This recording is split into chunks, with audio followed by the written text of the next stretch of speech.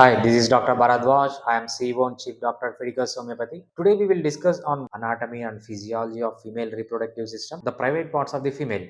It is known as vulva. The vulva contains labia majora and labia minora. The space between labia majora and labia minora is vestibule. In vestibule, on the upper part there will be urethral opening. On the lower part there will be vaginal opening. And also you find some openings of vaginal glands or Bartholin glands. There will be vaginal opening. After the vaginal opening, it will lead into vagina. After vagina, there will be cervix. Cervix is the connection between vagina and uterus. Then you have the uterus. From uterus, there will be two fallopian tubules. At the end of fallopian tubule, you will have fimbriae, and after that, you will have ovaries. This is the structure of female reproductive system. The important point to note here is inside of the vagina and cervix has some glands. We call it as vaginal glands.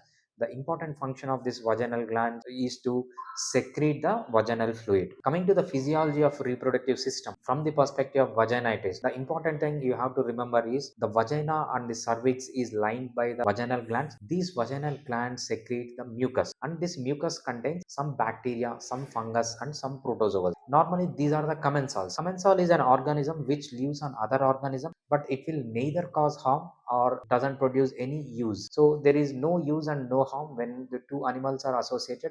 Here the two animals are human being and either bacteria, protozoa, or fungus. So there is association, but it is neither beneficial to both of them nor harmful to both of them. That we call as commensalism. So these fungus, bacteria, and some protozoans live in the vagina of the female as a commensal. The discharge coming out of from these glands is called vaginal discharge, or it is a leukorrhea or white discharge. So this is common in females. This is not pathological condition, and also the quantity of the fluid, color of the fluid, and odor of the fluid is distinct from women to women.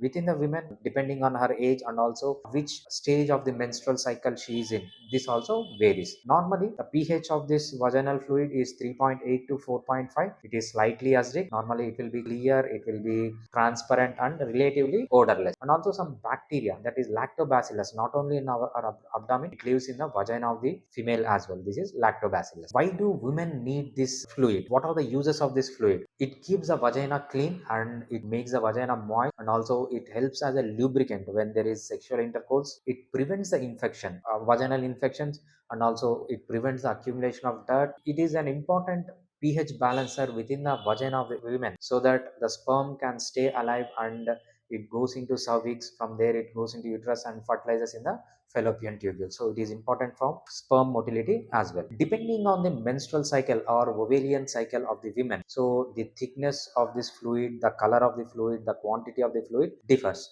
What happens is immediately after the menses is stopped, the quantity of vaginal fluid is medium. It is not either too small or too high. It will be medium quantity, and it will be whitish in color, and it will be thick, and it will be milky. As the days passes and it reaches the ovulation, around ovulation or 14th day of menses, it becomes loose, it becomes more in quantity, it becomes transparent, it becomes sticky. This helps if there is an intercourse and deposition of sperm in the female. So this helps the sperm to move into the cervix where it get fertilized in the fallopian tubule. That's the reason around ovulation there will be higher amounts of fluid coming out. It will be transparent, it will be thick, and it will be loose as white of the egg. Once this phase is completed and moving towards the end of the menstrual cycle or end of the ovulation, the amount of vaginal fluid becomes small, the quantity of the vaginal fluid becomes less, and also it becomes thick, it becomes curdy white, and it becomes white in color. The average amount of vaginal fluid coming out will be a teaspoonful. In some women, what happens is it goes up to 30 times more. With this, it can go up to 30 teaspoons. This is all normal and this is not abnormal. This is all normal in a healthy women. And there are some conditions where the amount of vaginal fluid or white discharge increases. First one is menarche, around menarche, or when the girl is going to get matured. At that time, she will get a bit higher amounts of vaginal fluid. This is all normal. This is not abnormal. And also during sexual arousal, when the woman is sexually aroused, there will be lot of vaginal fluid coming out, and this is also normal. In some women, what happens is after the intercourse, immediately after the intercourse, there will be copious amounts of vaginal fluid coming out, and this is also normal. And Even during pregnancy, some women have a challenge that there is a lot of vaginal discharge coming out, and also this is also physiological. There is nothing wrong in it. So whether it is during menarche or sexual arousal immediately after sexual intercourse or pregnancy, these are all normal, and there will be bit higher amount of vaginal fluid coming out. And coming to the myths, there are several myths around this vaginal fluid. First one is backache. Women think that if they have lot of discharge or vaginal discharge, it will lead into the backache, but this is absolutely wrong. There is no connection between vaginal fluid coming out and the back pain. These are all completely independent, and it doesn't depend on it.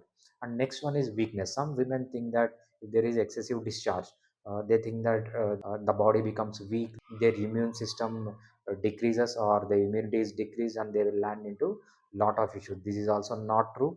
If even there is a lot of vaginal discharge coming out, it doesn't lead to any weakness unless there is any other pathology within the women. And bleaching of the panty, some women think that when their panty bleaches, the color of the panty changes, they think that there is some abnormal thing going in her vagina or in her body. This is also normal, because when you compare to other fluids, vaginal fluid is slightly acidic. The pH is from 3.5 to 4.8.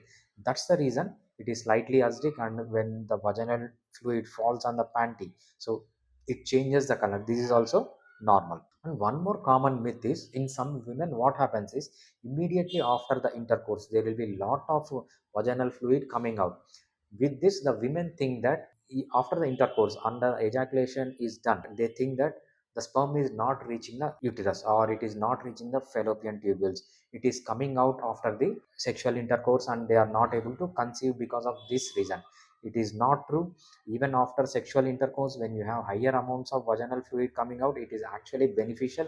It helps the sperm to swim through the cervix and reach the fallopian tubules through uterus, and basically this helps more in conceiving. It is not against conceiving. So these are all myths. You should be keeping all these points in mind, that these are all myths. There is no scientific proof for this allegation.